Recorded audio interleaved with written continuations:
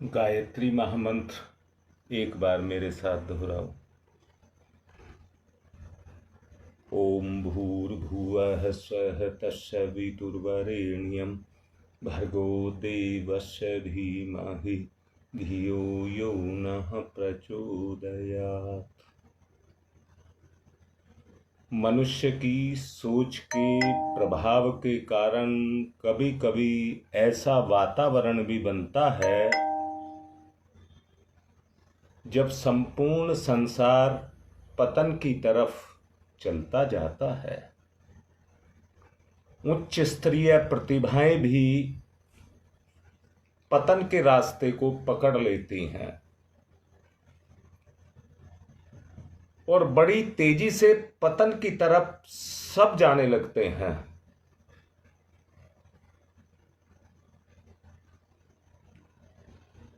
शायद ऐसा ही समय आज भी है। निकृष्ट सोच और भ्रष्ट आचरण जो व्यक्ति की चेतना से प्रकट हो रहा है, निकृष्ट सोच और भ्रष्ट आचरण जो व्यक्ति के अंदर से प्रकट हो रहा है, जरा इस स्तर पर सोच करके देखिए उसको कैसे बाहर किया जाए, कैसे ठीक किया जाए। एक सेकंड जरा पंखा चला लो। सच्चाई को देखेंगे चारों तरफ प्राकृतिक आपदाएं आपको उभरती हुई दिख रही होंगी। प्रकृति भी उस गंदगी को अब सहन नहीं कर रही है और जगह जगह आपदाएं आपको दिखाई देंगी। कल अरब कंट्री में भी जैसा मैंने पढ़ा था, एक तीव्र क्षमता का 7.7 रिक्टर पर कल भूकंप आया है। आंकड़े तो कभी सही गणना नहीं देते हैं, परंतु जनहानि हुई है।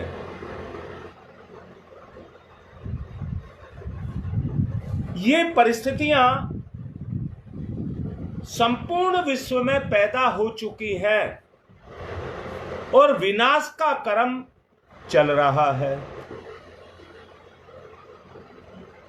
परंतु ऐसे में सृजन का चक्र भी चलता है, सृजन का चक्र भी चलता है।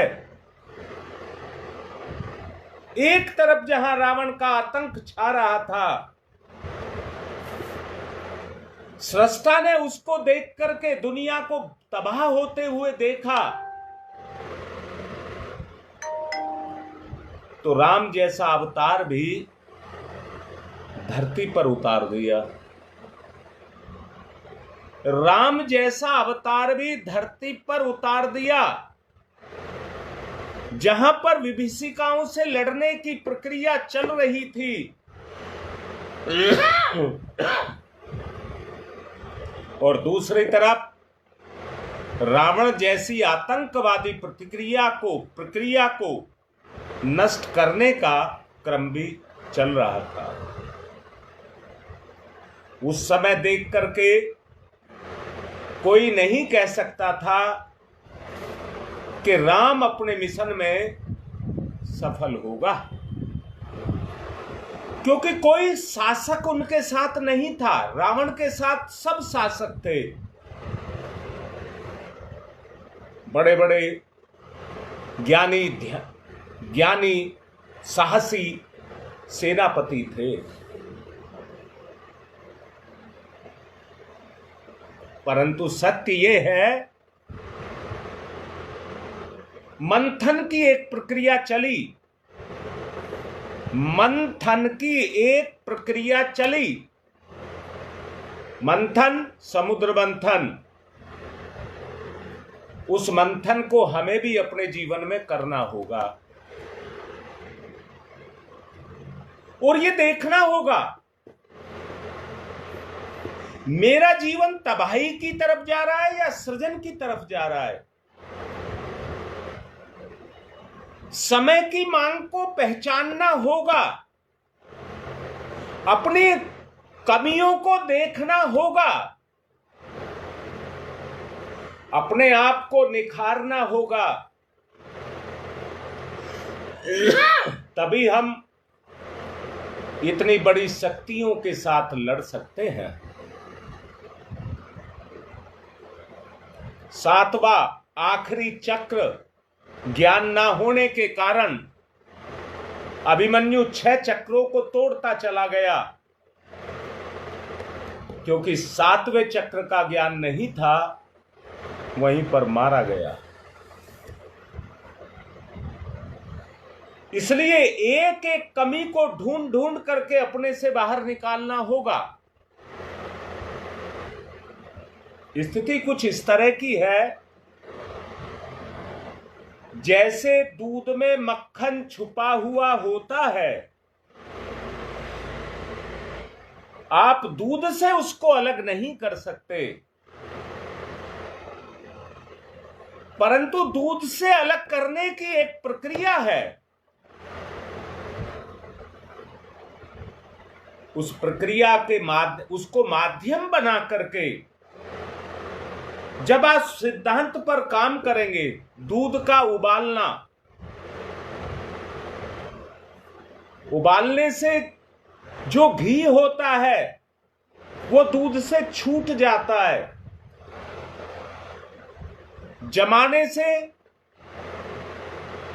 जो वैसा दूध वाला पदार्थ है वो जम जाता है, परंतु घी के वो कण, मक्खन के वो कण उसको छोड़ देते हैं।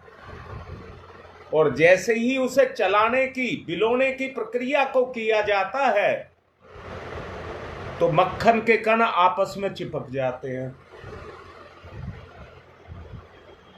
मैं भी यहां कह रहा हूं, अपने मंथन के द्वारा ही बुराइयों को जो हमारी अच्छाइयों में आकर के समा गई हैं, उस गरल को, उस विष को मुझे अपने अंदर से बाहर निकालना होगा।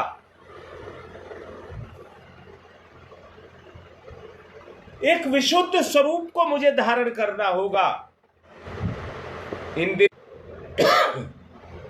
इन दिनों बहुत बड़ी बड़ी समस्याएं आदमी के सामने खड़ी हुई हैं।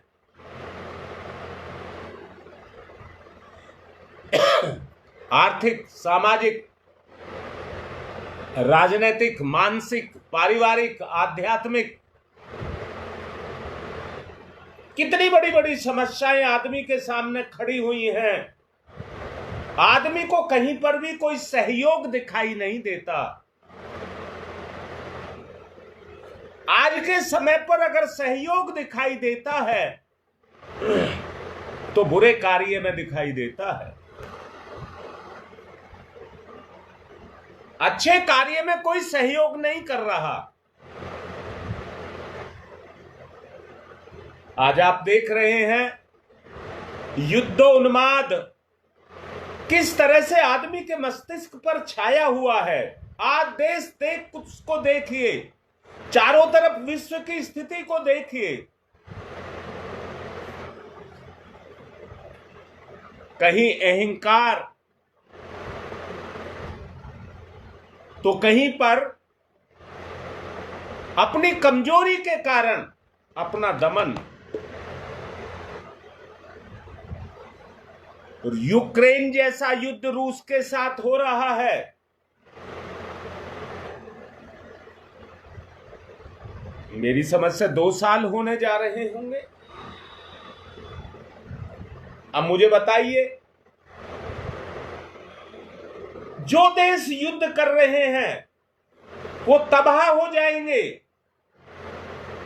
जन सुविधाएं समाप्त हो जाएंगी और गरीबी रेखा से भी नीचे चले जाएंगे।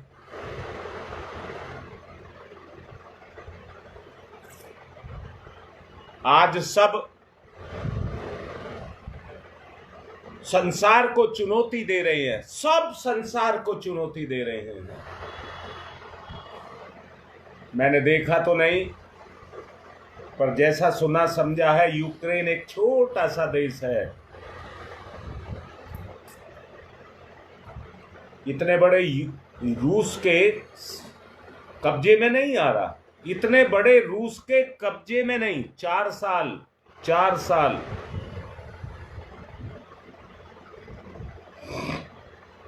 अब मुझे बताइए, क्या वो अकेला इतने स्तर पर लड़ सकता है? जो भी उसे बाहर से चुपचाप सुविधाएं मिल रही हैं, उनके बल पर वो मिटता जा रहा है।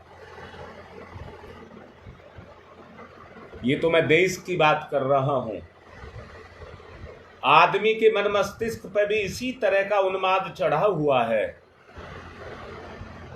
रावण तो एक था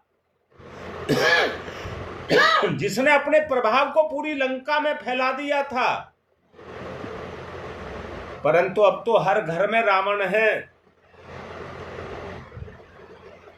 अब तो हर घर में रावण है। हर घर उनके आतंक से पीड़ित है। व्यक्ति इस समय पर पीड़ित है। उस पीड़ा को हमको हटाना होगा। धरती का तापक्रम बढ़ रहा है।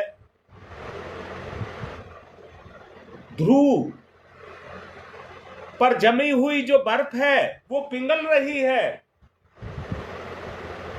समुद्र का स्तर बढ़ जाएगा, जल स्तर बढ़ जाएगा।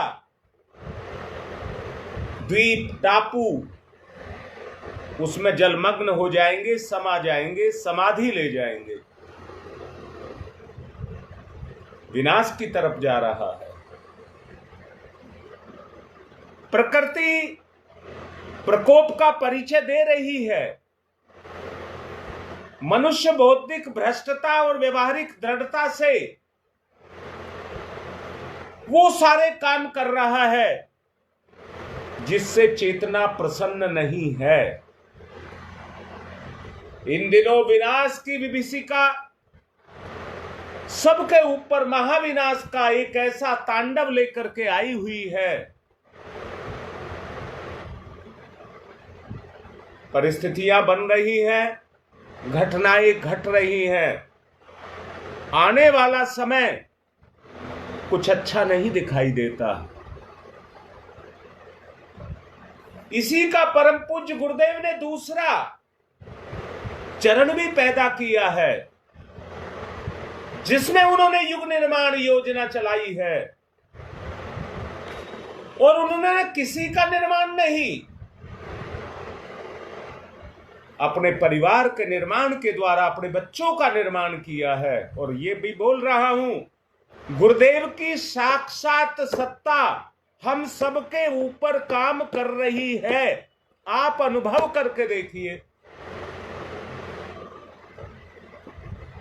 आप अपने आपे में उसके अनुभव को करके देखिए। आप देखेंगे तो पता लगेगा। और अनुभव शक्ति का करना है, इसलिए शक्ति से ही अनुभव होगा। मैं फिर से पूछ रहा हूं, क्या विनाश का अनुभव से आप विनाश नहीं कर रहे? अहंकार के कारण आज हम विनाश की तरफ चलते चले जा रहे हैं। क्या उसका एहसास नहीं हो रहा? इसलिए हमें सृजन का एहसास करना है। हम युग शिल्पी हैं, युग का निर्माण करने वाले हैं।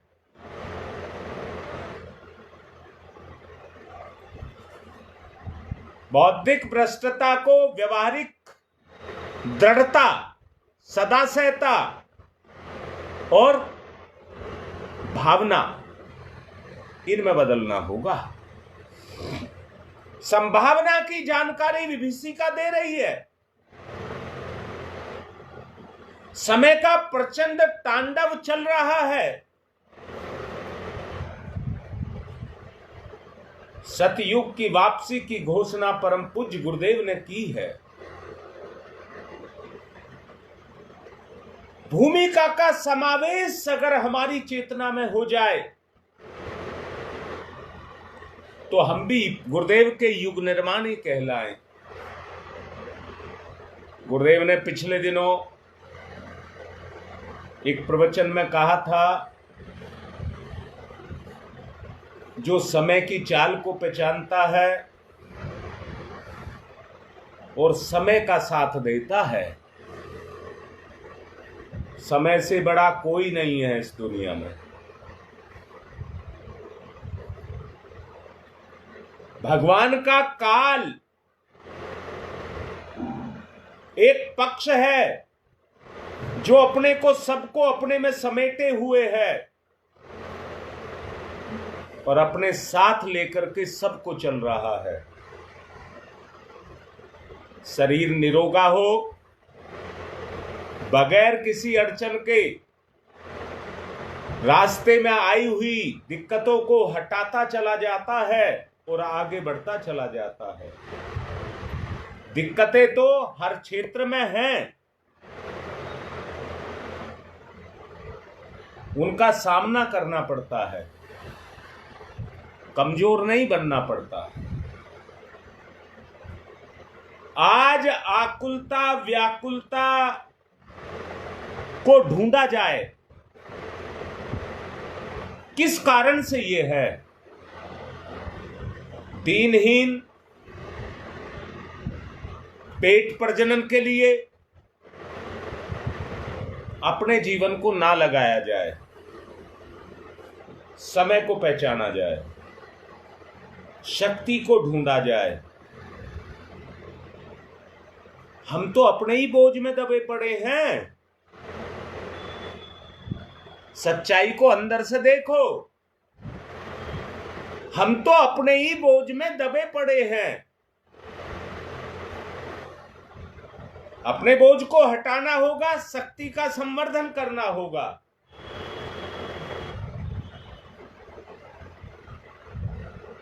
नहीं तो अपनी लाश धोते रह जाएंगे, अपनी जिंदगी की लाश को ढोते रह जाएंगे, जीवन भारभूत हो जाएगा।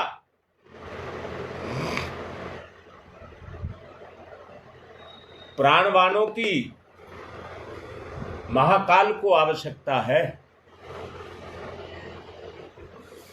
समुद्र में से अगर हीरे मोती ढूंढ करके लाने हैं तो गोताखोर चाहिए, और ऐसा जो समुद्र की तली तक चला जाए।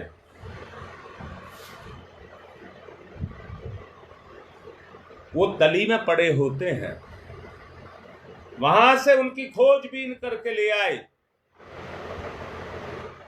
जैसे हनुमान को सीता की खोज के लिए भेजा था, इतना महापराक्रमी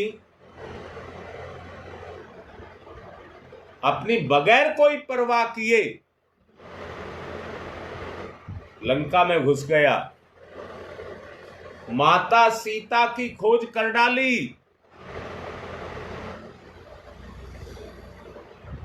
माता सीता को परिचय दे दिया अपना कि मैं राम का दूत हूं।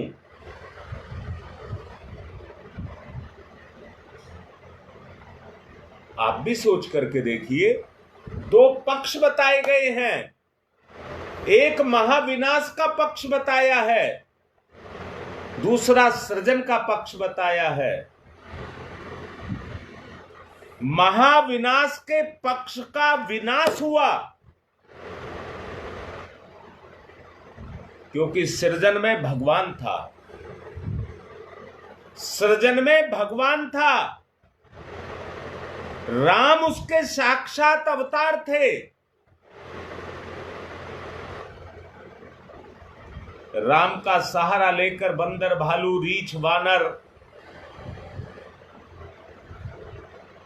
तर गए और अपनी सेना का सुगठन किया। अपनी अपनी बिरादरी से अपने जैसे ढूंढ करके लाए और लड़ाई लड़ने के लिए उनको तैयार किया गया। संकट की स्थिति में उन्होंने डरने की बात नहीं की, साथ देने की बात की, साथ देने की बात की। और किसका? सत्य का, सत्य का। दोबारा कहता हूं, प्राणवान व्यक्ति ही गुरुदेव की इस योजना को सफल बनाएगा। इस समय एक प्रभाव जहां विनाश का है वहां सृजन का भी उतर रहा है। दोनों प्रक्रियाएं एक साथ चलती हैं। अंतर इतना भर है, पहले खंडर को हटाया जाता है और दोबारा से वहां पर नव निर्माण के कार्य को किया जाता है।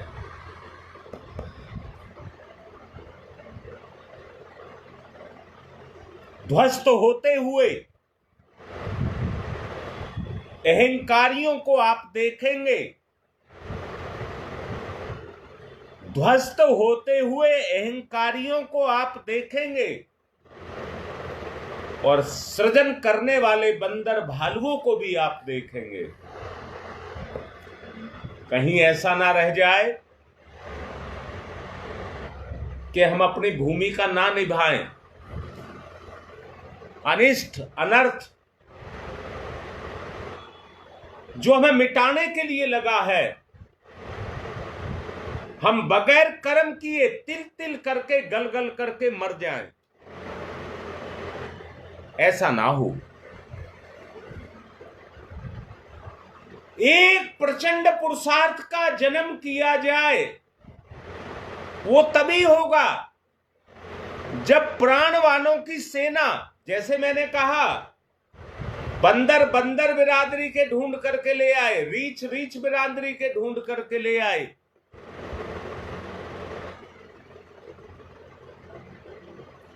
और बगैर किसी डर के उछल कूद करके अपना काम किया।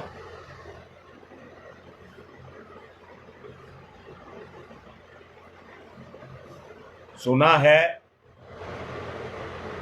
आजादी की लड़ाई लड़ने वालों को बाद में सर्टिफिकेट भी मिलता है और पेंशन भी मिलती है, सम्मान भी होते हैं। बड़े बड़े मंचों पर बुला करके उनका परिचय कराते हैं।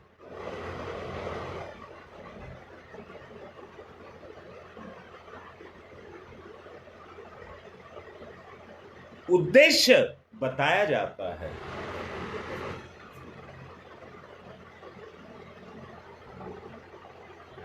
बहुत अच्छे से ये समझना होगा मेरे में क्या कमियां हैं, मेरे चिंतन चरित्र में क्या क्या कमियां हैं। उन कमियों को अपनी चेतना से दूर करने का उद्देश्य केवल अनुष्ठान है, संगतिकरण है, श्रद्धा और भावना के जागरण के लिए इसकी नितांत आवश्यकता है। अपना निर्माण करना होगा सृजन के द्वारा। अपने आप को शक्ति का पुंज तभी बन सकते हैं जब शक्ति के केंद्र के साथ जाकर के जुड़ेंगे तो उसका जागरण होगा।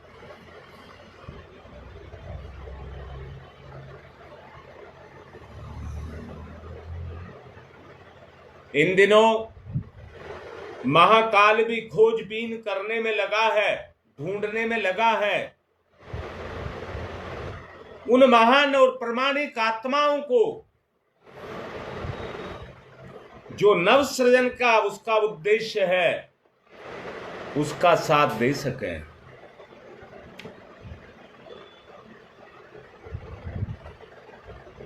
समुद्र मंथन इसी उद्देश्य के लिए किया गया था। मैंने कल आपको कहा था बहुत सारे काम ऐसे हैं जिनको कहना नहीं पड़ता। किसी का बच्चा घर में बीमार हो जाए और वो कहीं नौकरी पर गया हो तो अड़ोसी पड़ोसी उस बच्चे को ले जा करके, उसकी जान बच जाए, अस्पताल में लेकर के चले जाते हैं, छोड़ देते हैं। किसी के यहां आग लग जाए तो किसी को बुलाना नहीं पड़ता,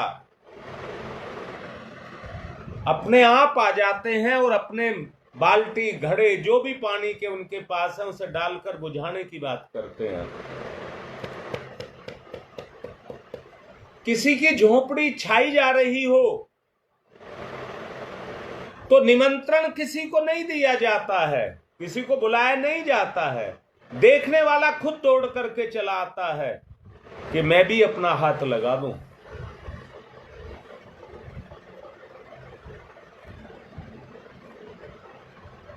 समुद्र मंथन के नाम से ये खोज एक इतिहास है जो उसके पीछे छुपी हुई मानसिकता का हमको ज्ञान कराती है। धातुओं की खदान से धातु ही निकलती है, परंतु कोयले की खान से पार की कोयले के बाजार हीरे को भी ढूंढ लेते हैं।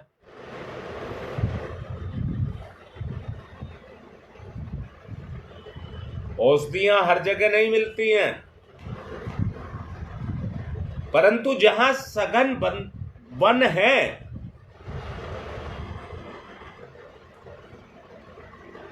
सघन वन है, वहीं पर औषधि मिल जाती है।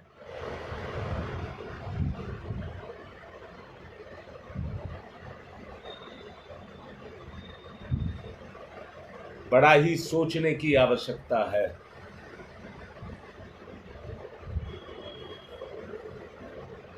बड़ी सोच समझ को पैदा करना होगा, निर्णय करना होगा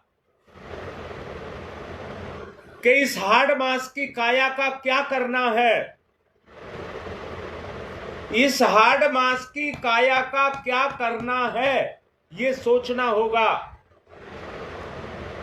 इसमें देवत्व का उदय हो जाए, देवत्व को ढूंढा जाए और विनाश को हटाया जाए। गहरी खोजबीन, इसकी गहरी खोजबीन की जाए।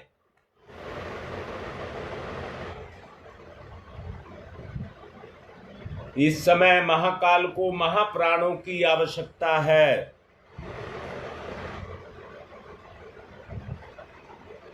उनकी भारी खोजबीन चल रही है। इसके बिना युग संधि, महापुरुष क्षण वो पूर्ण नहीं हो सकेगा।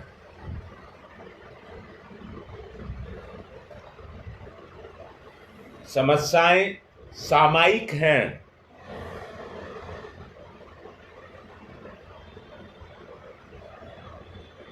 एक उद्देश्य लेकर के प्रकृति हमेशा चलती रहती है।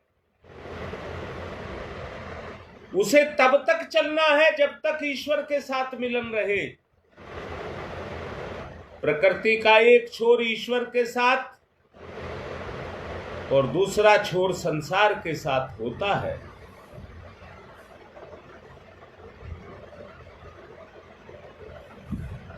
प्रकृति के अंदर सब कुछ छुपा हुआ है।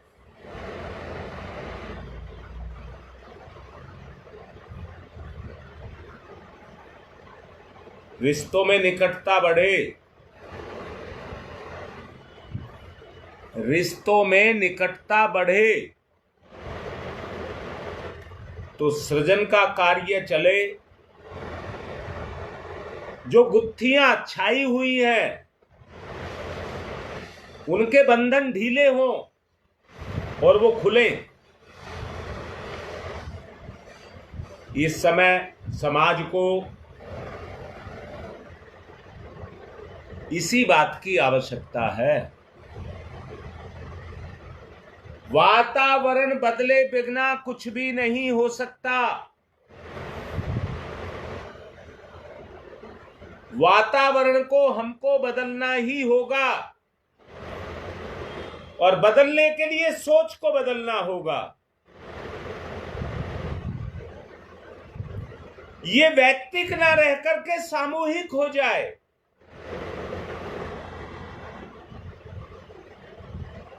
इसका निराकरण व्यक्ति से नहीं, संगठन की शक्ति से होगा।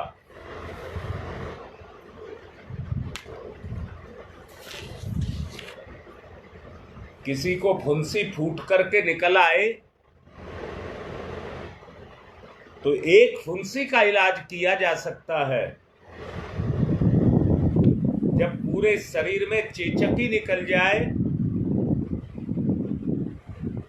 तो उसका निराकरण संभव नहीं हो पाता।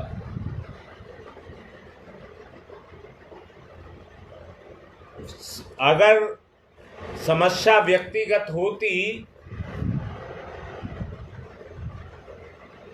तो एक व्यक्ति की समस्या हल करने के लिए कुछ भी किया जाता, परंतु अब तो व्यक्ति व्यक्ति समस्या बन गया है। तो कौन किसकी समस्या को दूर करे?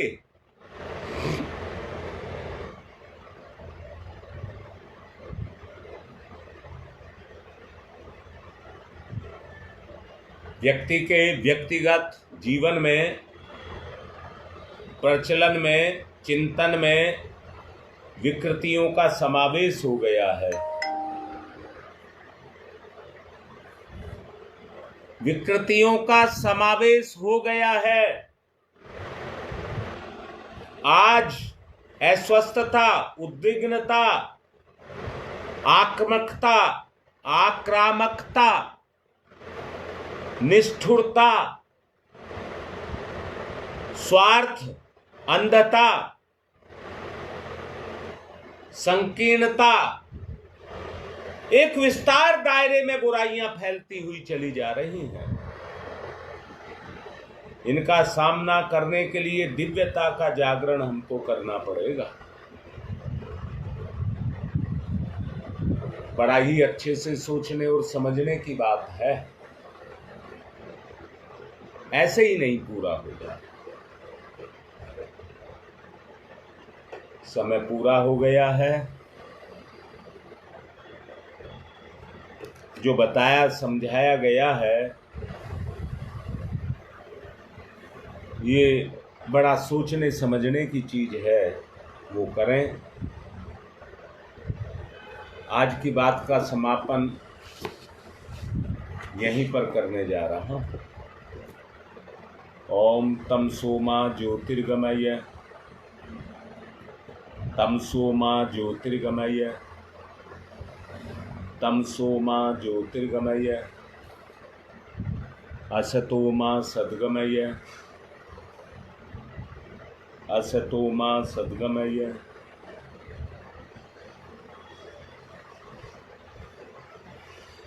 असतो मा सद्गमय, मृत्योर्मामृतं गमय, मृत्योर्मामृतं गमय, मृत्योर्मामृतं गमय, तमसो मा तमसो मा तमसो मा ज्योतिर्गमय ज्योतिर्गमय ज्योतिर्गमय, अस्तो मा अस्तो मा अस्तो मा सद्गमय सद्गमय सद्गमय,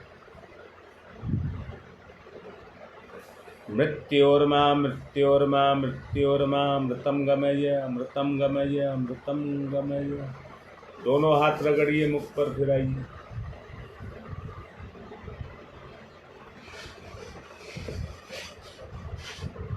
कल गंगा विहार से रमेश के ससुर ललिता के पिताजी स्वर्गवास हो गया उनका।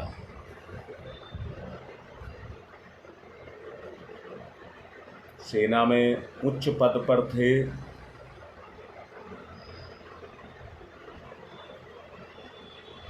भक्ति का भाव अंदर था। सेवानिवृत्ति के बाद आध्यात्मिक साधनाओं का सहारा लिया, यहां तक भी किया गृह त्याग कर दिया, संन्यास ले लिया।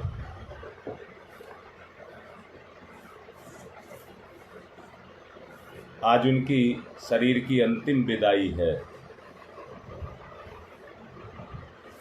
जहां पर उन्होंने तपस्या की थी वहीं पर उन्हें भूमि में समाधि दी जाएगी। दाह संस्कार नहीं कर रहे हैं वहां के व्यक्ति। आप सबसे प्रार्थना है उनकी सद्गति के लिए आप सब भी प्रार्थना करना। आज की बात। ओम।